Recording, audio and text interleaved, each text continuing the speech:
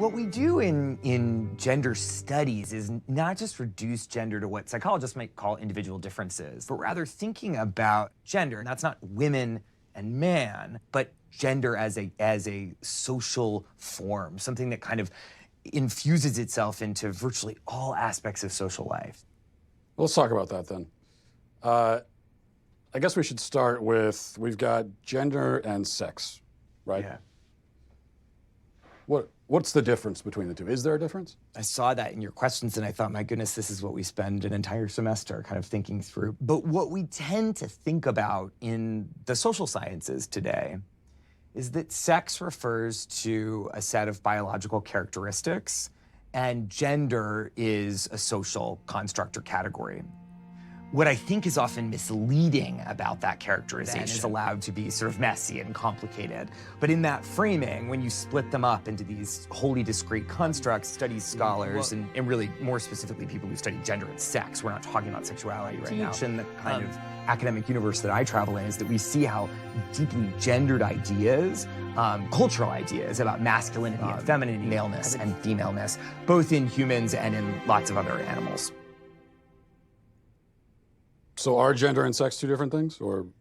Well, I think that they both are and they aren't. I'm comfortable saying that gender and sex are two different constructs, but they're deeply intertwined with each other. We're talking about gender and sex, and there's a lot of controversies there. If we're talking about a trans woman has all of the male physical characteristics, so would that not be a male then? Couldn't we plainly say this person is a male? Well, I guess it's like, why are you asking the question? I think I want to understand sort of why that's so important. So if someone tells you... Just to sort of understand reality, you know?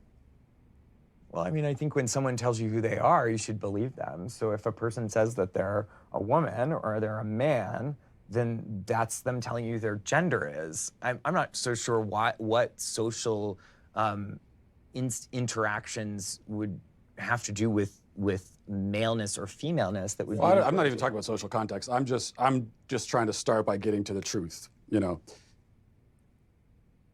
Yeah, I mean, I'm really uncomfortable with that language of like getting to the truth. Again, in social life. Why is that uncomfortable? Because it sounds actually deeply transphobic to me. And if you keep probing, we're gonna stop the interview. If I probe about what the truth is? You keep invoking the word truth, which is condescending and rude. I'm saying to you... How is the word truth condescending and rude? Why don't you tell me what your truth is, and you're walking on 30 seconds more of thin ice before I get up. What my truth is? Well, I don't think I really have a truth. I think that there's just the truth, like the reality. And so we should begin by trying to figure out what the reality is. Uh-huh. And why are you concerned with when someone else tells you that they're a man, or even if they use the word male, why are you concerned with not believing them? Well, you keep bringing it back to, you know, how do you respond in a social situation? But, that's what I do. I'm a social scientist. Well, right, but we're in a university. This is a place of understanding truth, isn't it? Or absolutely, we pursue truth, and I'm a social scientist, and that's what I do. But you just said the truth is transphobic. That you would say, that if you're saying the truth is that I get to say, you're not a man, show me your genitalia, that's transphobic. No, I don't want to see anybody's genitalia. I just mean, someone can make a statement about themselves that could be untrue. Like, for example, if I were to say that I'm a black man, would you accept that, or would you be skeptical? Are you black? Are you African American? Are you biracial? I don't think so. Okay, well, you don't look that, and I don't think it doesn't sound like that's a genuine statement of who you are. Okay, so that's my point. I could make a statement about who I am that's incorrect. Of course, I think it's well established that human beings can lie, yes. Or not even lie. I mean, I could just be mistaken. Yeah.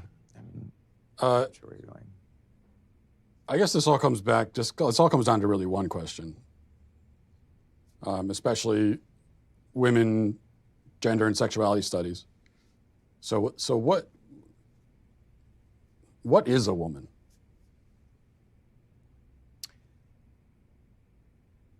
Why do you ask that question?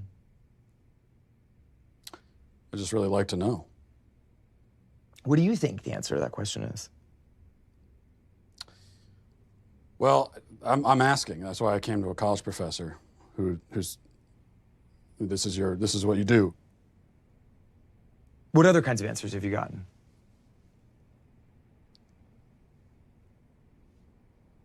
A lot of like this, where you're not answering, and I've gotten a lot of that. So I think it's interesting that you say that some of the people you've interviewed have been reluctant to answer it, and I think that has a lot to do with the questions that preceded it, and the way that you've conducted yourself in the interview.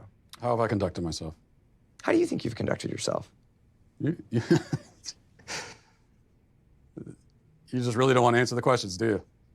I came today very willing and enthusiastic about answering questions about women's and gender sexuality studies, which is So the work that I do. you wanted to answer questions about women's studies, and so shouldn't the first answer you should be able to provide is what exactly is a woman? Well, for me, it's actually a really simple answer, and that's a person who identifies as a woman. But what are they identifying as? As a woman. But what is that? As a woman. Do you know what a circular definition is? I do. It's sort of like what you're doing right now, where a woman is a woman. Mm-hmm.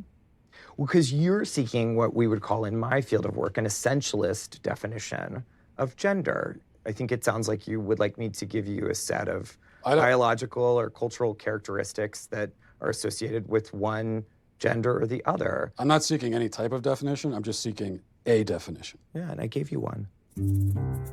Well, now I can say I've been to college. Glad I didn't pay for it. Is there anyone willing to give me a straight answer?